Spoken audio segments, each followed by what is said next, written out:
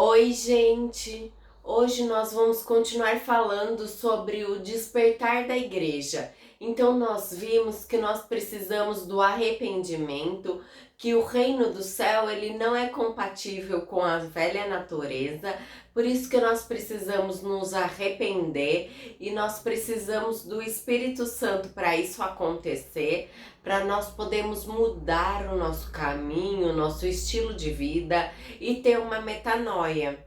O segundo ponto foi voltar ao primeiro amor, porque a ausência do amor de Deus, ele é um desvio de conduta. Nós precisamos nos apaixonar por ele, apaixonar pelo Senhor de forma de adoração. Embora que trabalhar na obra tenha um grande valor, nós não podemos permitir que isso esfrie a nossa paixão pela adoração.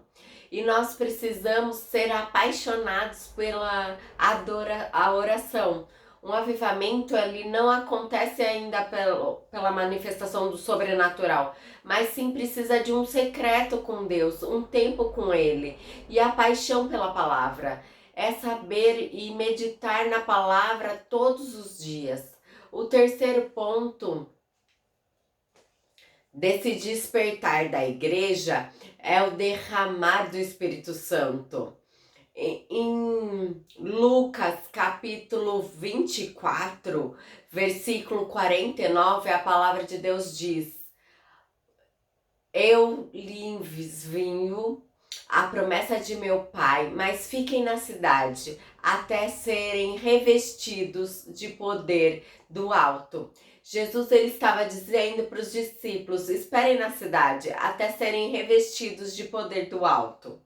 Atos capítulo 1 é basicamente a mesma perspectiva. Jesus diz no versículo 4: e tendo se reunido com ele, antes de eles ser levados dos céus, após a ressurreição, ele fica 40 dias aparecendo aos seus discípulos, antes de ser ascendido aos céus.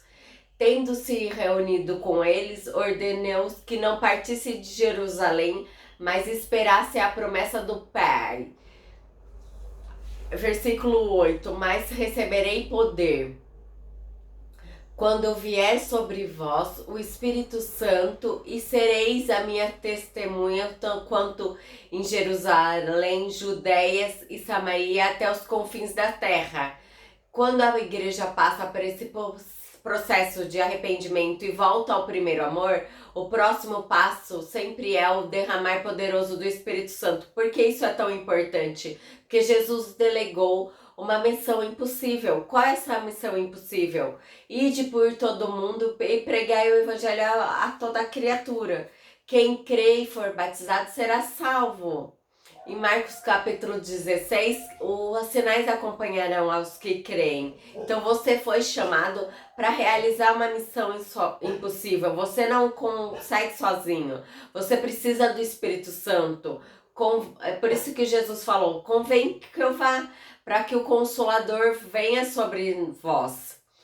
Porque ele morará ao Pai e ele enviará outro conselheiro. Esperai na cidade para ser revestido de poder. Você tem uma missão, mas você precisa de capacitação. Todo avivamento histórico acontece com o derramar do Espírito Santo. Até mesmo John Wesley. Eu não tenho tanto tempo para falar dele, mas ele era um missionário que não tinha tido tanto êxito até ele ter uma experiência quando ele estava ensinando o livro de Romanos.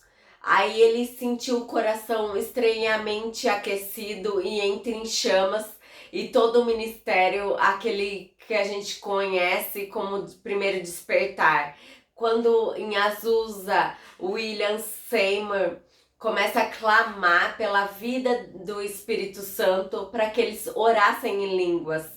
Esperar em Jerusalém até ser revestido de poder, você precisa da capacitação sobrenatural do Espírito Santo, que foi aquilo que aconteceu em Atos capítulo 2. Com o avivamento, nós percebemos uma grande capacitação vinda pelo derramar do Espírito Santo. No entanto, antes disso, muitos missionários, eles não tiveram esse eixo em cumprir o seu chamado, porque ele ainda não havia recebido o poder do alto.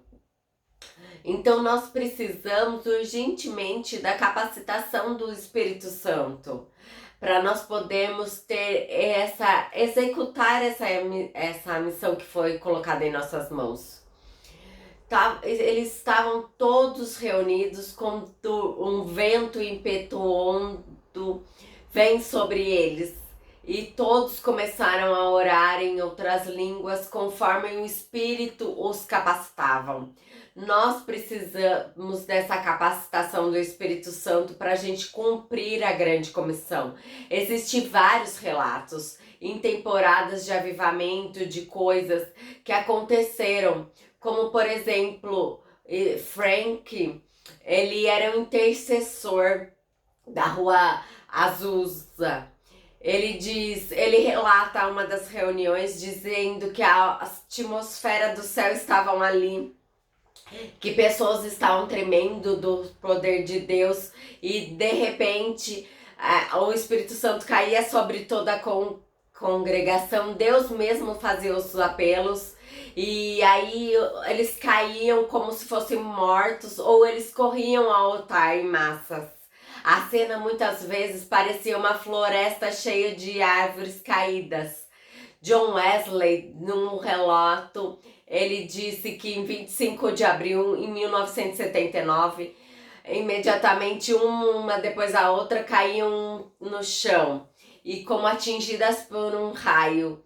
E em 1.800 pessoas caíram praticamente inconsciente durante um culto. Eu não estou falando para viver avivamento precisa pessoas caírem, mas quando esse terceiro ponto do despertar da igreja acontece, esse derramar do Espírito Santo, sinais, maravilhas começam a acontecer.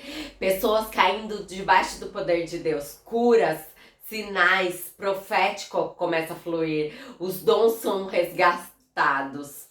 De 1 Coríntios 12, 14, nós vemos isso como elementos fundamentais em uma temporada de avivamento. É quando uma igreja começa a se mover no poder de Deus.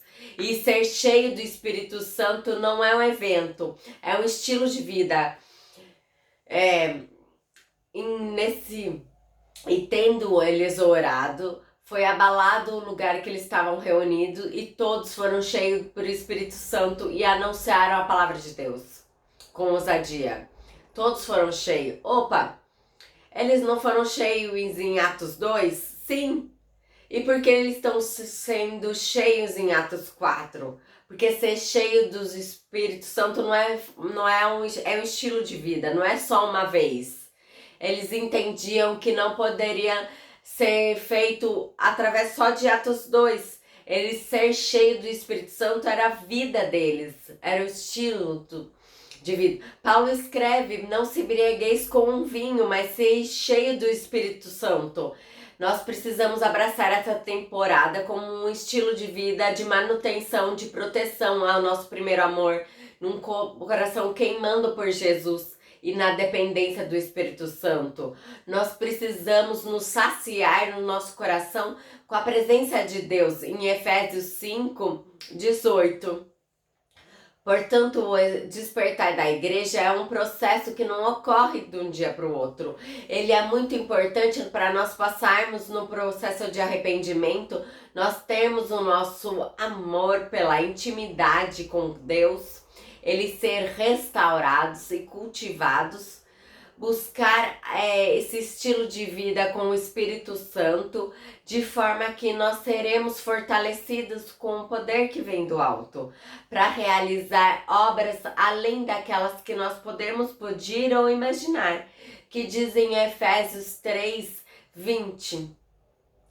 Pense que o arrependimento ele é o primeiro passo para o avivamento acontecer. Quando o nosso comportamento está para fazer parte desse despertar da igreja, é necessário nós fazermos um compromisso com nós mesmos, estipulando prazo para nós corrigirmos o que precisamos. Se tiver dificuldade, peça para algum líder, amigo, maduro na fé e espiritualmente, para você poder ter atitudes para ter esse novo arrependimento. Dê um like, se inscreva no nosso canal. Até!